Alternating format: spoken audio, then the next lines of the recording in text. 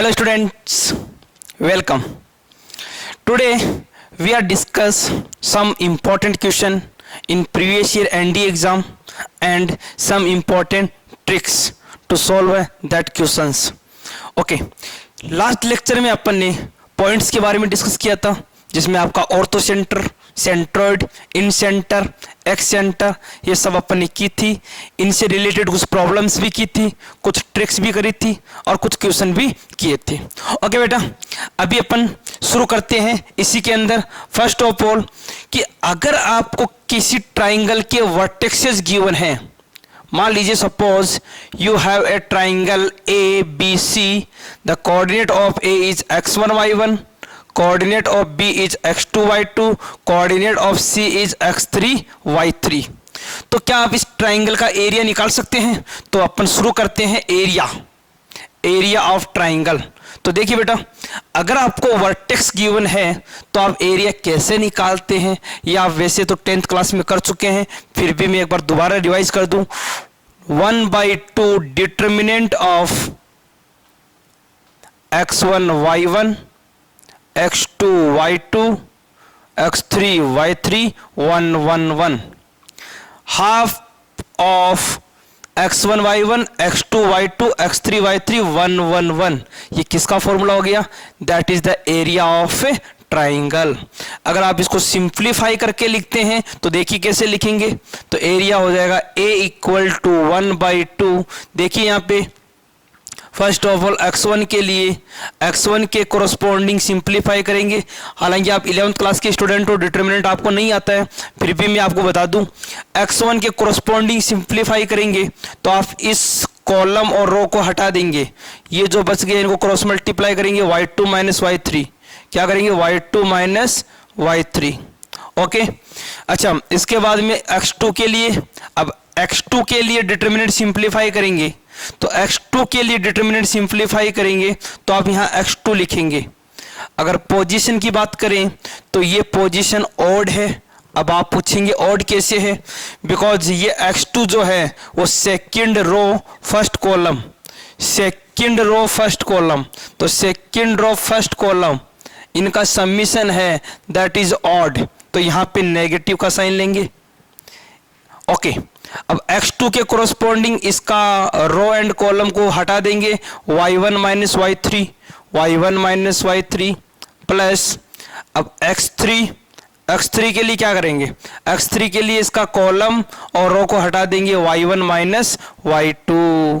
तो फाइनली अगर आप एरिया देखें तो एरिया ऑफ ट्राइंगल क्या हो गया? Half x1 y2 minus y3 plus x2, इस माइनस को अंदर भेजेंगे तो y3 minus y1 plus x3 y1 minus y2। आप लोगों ने 10th क्लास में ऐसे ही किया होगा बेटा, x1 y2 minus y3, x2 y3 minus y1 और y1 माइनस y2। एक सर्किल की फॉर्म में चला, 1 2 3 2 3 1 एंड 3 1 2। तो ये हो गया आपका एरिया ऑफ ट्राइंगल। ओके, कई बार ऐसा लिखा हुआ आता है कि इफ 3 points are collinear, तो उस केस में आप क्या बोलेंगे? Then area of triangle is 0। Directly आप यहां से कंडीशन का क्वेश्चन भी आ जाते हैं, या बताइए कि ये तीनों पॉइंट से कॉलिनियर है या नहीं है, या फिर कहीं ना कहीं एक ऐसा कांस्टेंट डाल देता है, बोल देता है कि if 3 points are collinear find the value of constant. उस केस में भी आप एरिया क्या करेंगे? 0 करेंगे। तो आप डायरेक्टली यहां से भी कर सकते हैं और डायरेक्टली इस मेथड से भी आप कर सकते हैं। तो ये हो गया बेटा एरिया ऑफ ट्राइंगल।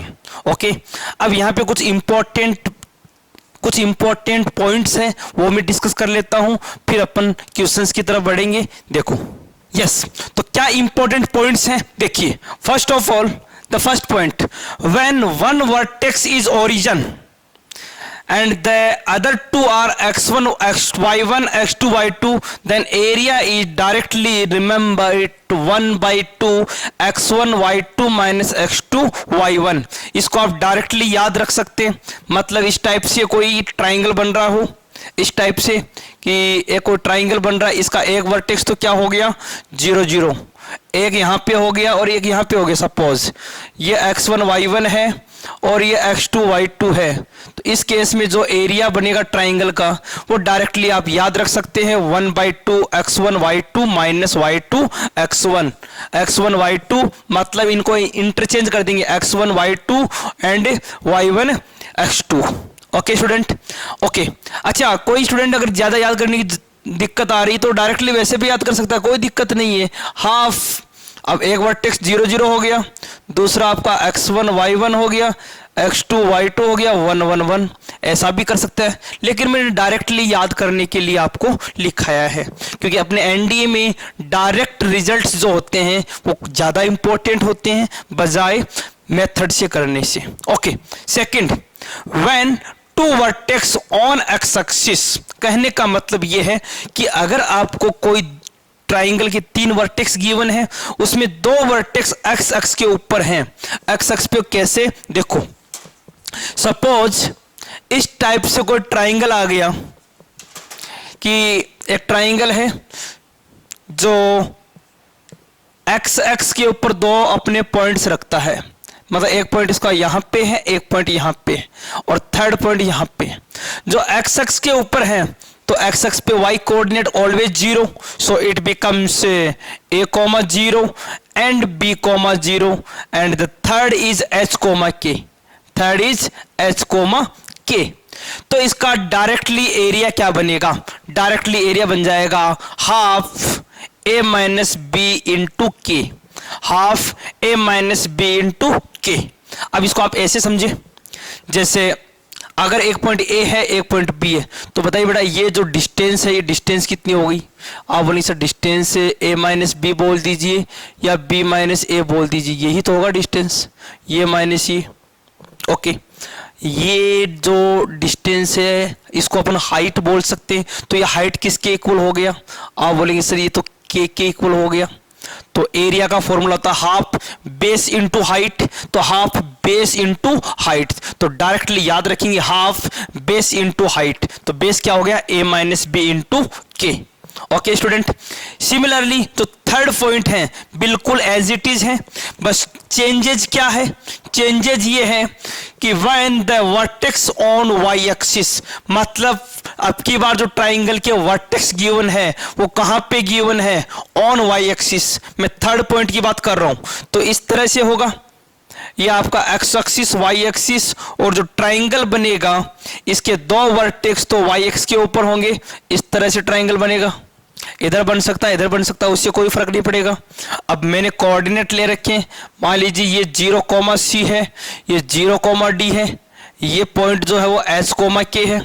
ओके, तो एरिया क्या होगा, एरिया होगा half C minus D into H. कैसे, देखिए बेटा ये डिस्टेंस कितना हो गया, आप कहेंगे सर C माइनस डी या D माइनस C कुछ भी कर लो, क्योंकि मॉड में होता है डिस्टेंस। और ये हाइट कितना हो गया, अब हाइट जो है वो h के इक्वल होगा, तो एरिया कितना हो गया हाफ बेस इंटू हाइट, तो directly half base into height, ऐसा भी आप कर सकते हैं, जिससे अपने एग्जाम में क्वेश्चन है वो बहुत ही जल्दी सोल्व हो जाता है। तो कुछ इंपॉर्टेंट ट्रिक्स हैं या इंपॉर्टेंट पॉइंट्स बोल दीजिए जो आप हमेशा दिमाग में रखेंगे। Okay student, now last fourth point क्या है, if the triangle formed by coordinate axis and line ax plus by plus c equal to 0, that is c square upon 2ab। अब ये क्या है समझो, यहां पे एक स्ट्रेट लाइन गिवन है, वर्टेक्सेस नहीं गिवन है, स्ट्रेट लाइन गिवन है, तो यहां पे आप एरिया ऑफ ट्राइंगल कैसे निकालेंगे, देखो बेटा। लेकिन आप एक मिनट ये ध्यान से देखिए, ये जो वर्ड लिखा है कोऑर्डिनेट एक्सिस, इसका मतलब क्या है, इसका मतलब ये है कि ये आपका एक्स एक्सिस है, ये आपका वाई एक्सिस है, और ये जो लाइन है ax plus by plus c equal to 0, ये इस तरह से इसको कट कर रही है, दोनों एक्सिस को कट कर रही है। तो अब ये जो ट्राइंगल बना इसका एरिया क्या होगा, तो डायरेक्टली याद करना है, क्या याद करना है, c स्क्वायर अपॉन 2ab, क्या याद रखना है, c स्क्वायर अपॉन 2ab। अब आप कहोगे कैसे, बताइए कैसे पॉसिबल हुआ?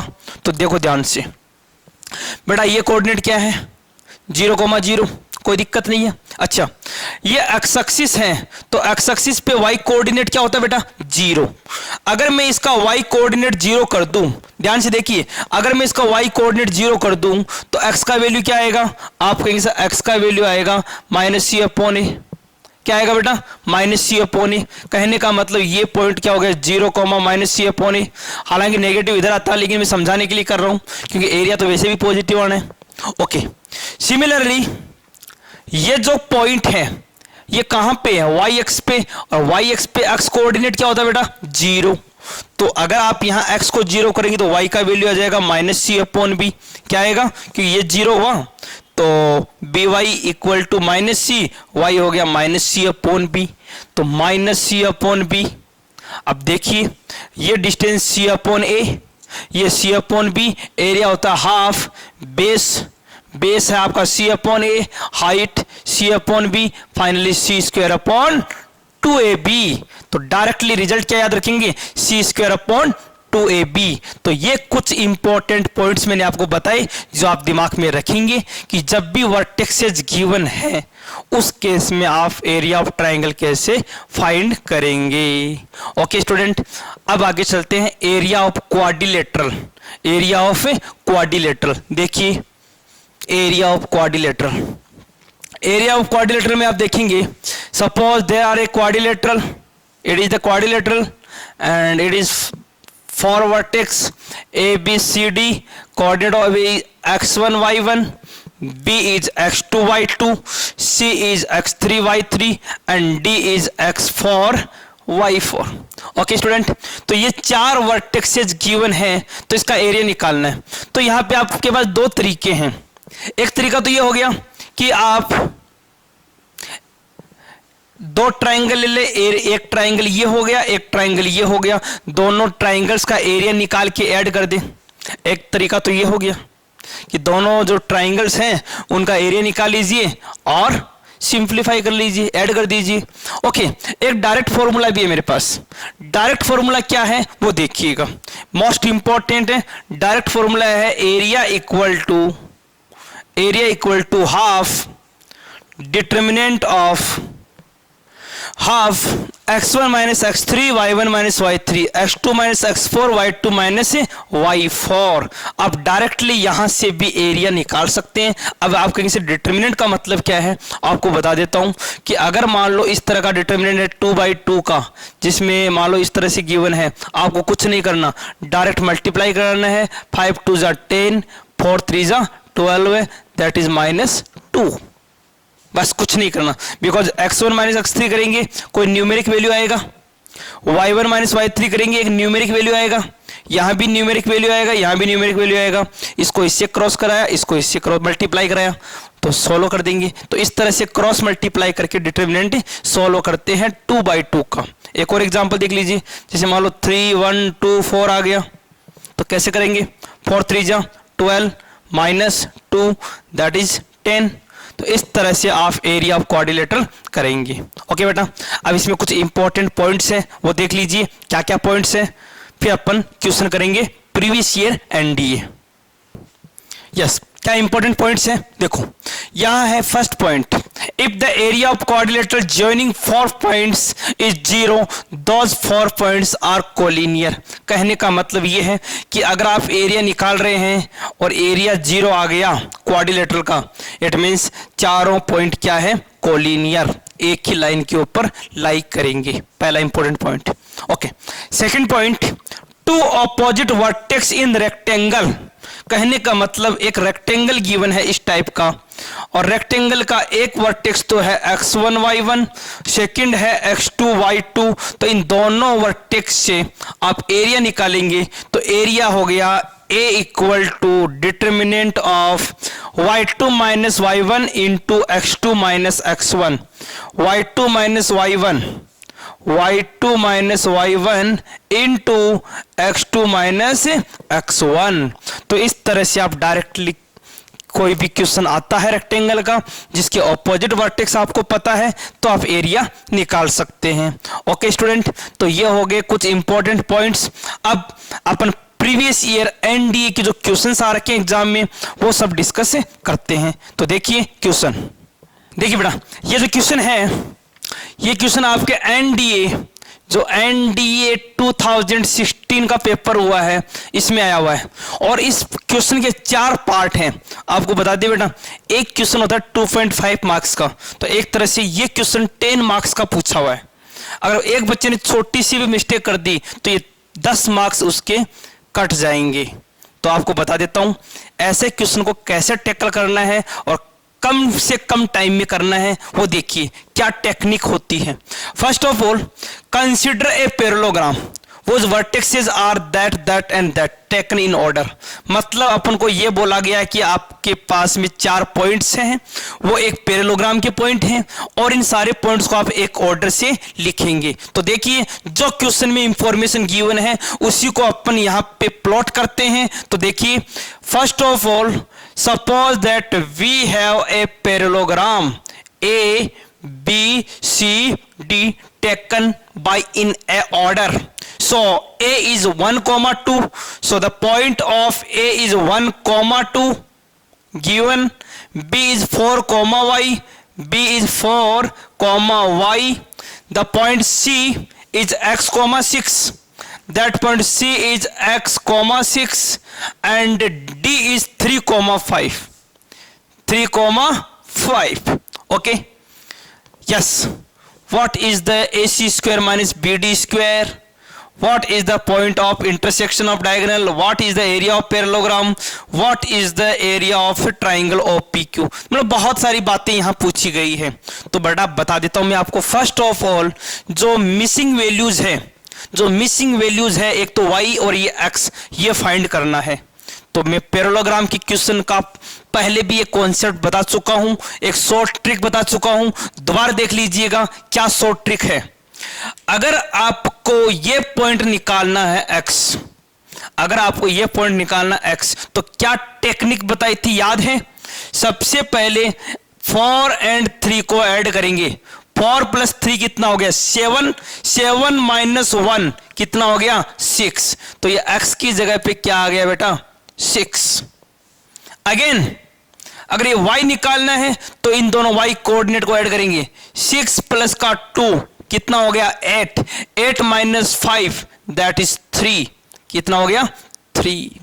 याद है बेटा, मैंने आपको पहले भी कहा था कि अगर एक parallelogram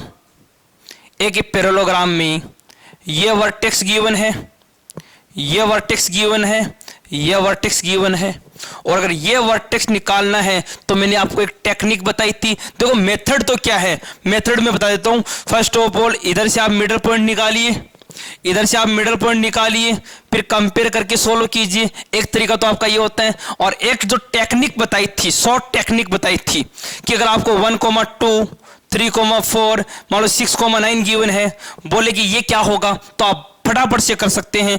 3 + 1 4 - 6 that is -2, 2 + 4 6 - 9 that is -3। तो कोऑर्डिनेट इज -2 -3। आप चेक कर सकते हैं कैसे? देखो अगर ये आपके डायगोनल्स के पॉइंट है तो इसका मिड पॉइंट क्या होगा? 3 + 1 4/2 2, 4 + 2 6/2 3, 2, 3 मिडल पॉइंट है कि नहीं? तो सेम इधर देख लीजिए। 6 - 2 4, 4/2 कितना हो गया? 2, 9 - 3 6, 6/2 कितना हो गया? 3, 2, 3 तो आप चेक कर सकते हैं। बट ये जो टेक्निक है ये आपको दिमाग में रखना है। इन ऑपोजिट को ऐड किया और थर्ड को माइनस किया तो फोर्थ वर्टेक्स फटाफट से आ जाता है। तो बेटा ये जो मैंने कहा है, जो मैंने टेक्निक बताई है, ये आप मुश्किल से 2 या 3 सेकंड में आप कर सकते हैं। ओके बेटा, अब मेरे पास चारों पॉइंट्स आ गए। अब इसने जो पूछा है वो क्वेश्चन अपन 1 by 1 सोल्व करते हैं। First of all what is the value of AC square minus BD square? देखिए बेटा AC, ये AC है।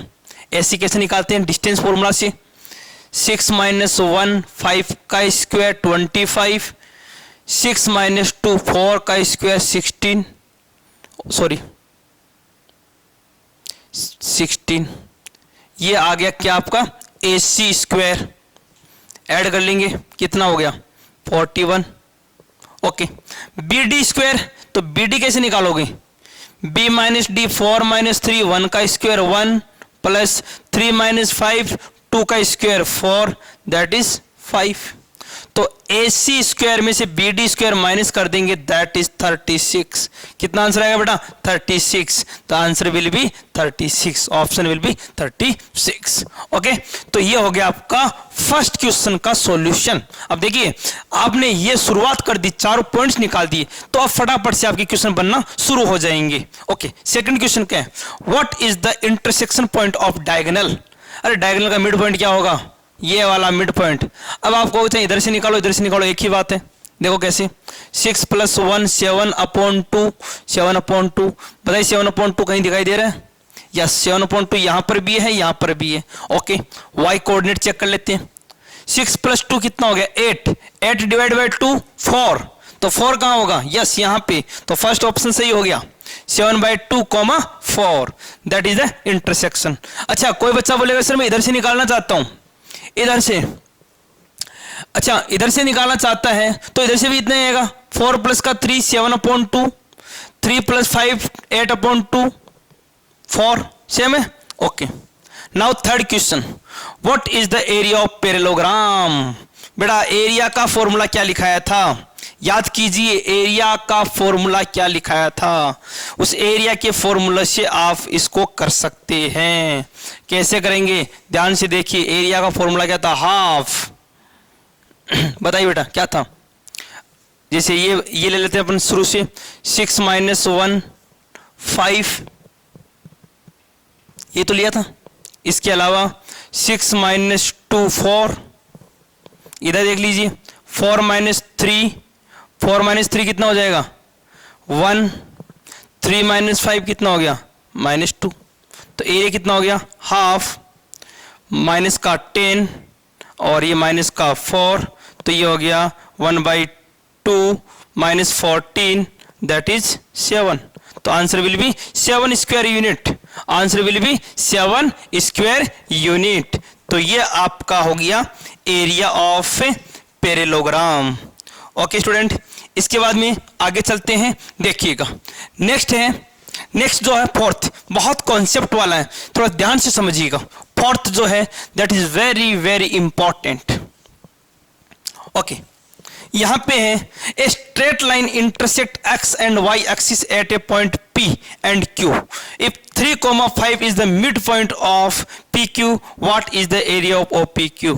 हालांकि इसका पार्ट नहीं है, अलग है, क्वेश्चन अलग है, मैंने यहां गलती से लिख दिया, 2016 में पूछा हुआ है। देखिए ये से बोल रहा है कि सर एक स्ट्रेट लाइन है जो x और y को P एंड Q पॉइंट पे कट करती है। सपोज दैट ये पॉइंट P है और ये पॉइंट Q है।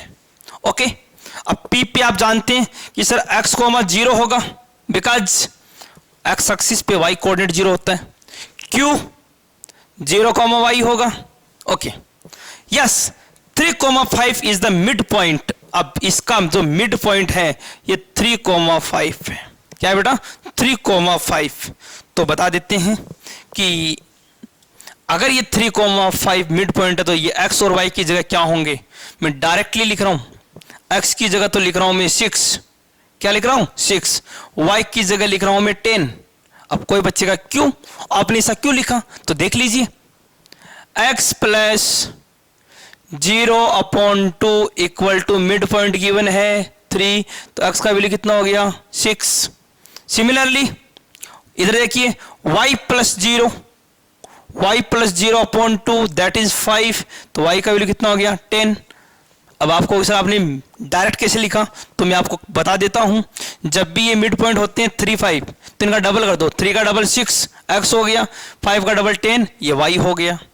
तो बेटा अपने पास ट्राइंगल के तीनों वर्टेक्स हैं, ये 6 यहां तक, ये 10 यहां तक, तो एरिया क्या होता है half base into height that is 30, answer will be 30 square unit. तो इस तरह से बेटा बहुत इजी कॉन्सेप्ट है, और अगर आप ऐसे छोटी छोटी टेक्निक्स को फॉलो करेंगे, जो मैंने आपको छोटी छोटी टेक्निक्स बताई है कि क्वेश्चंस में अपन टेक्निक्स को कैसे लगाते हैं, तो आपका क्वेश्चन बहुत जल्दी बन जाएगा। तो ये 2016 एनडीए में आए हुए क्वेश्चन है जो मैंने आपके साथ में डिस्कस किए हैं।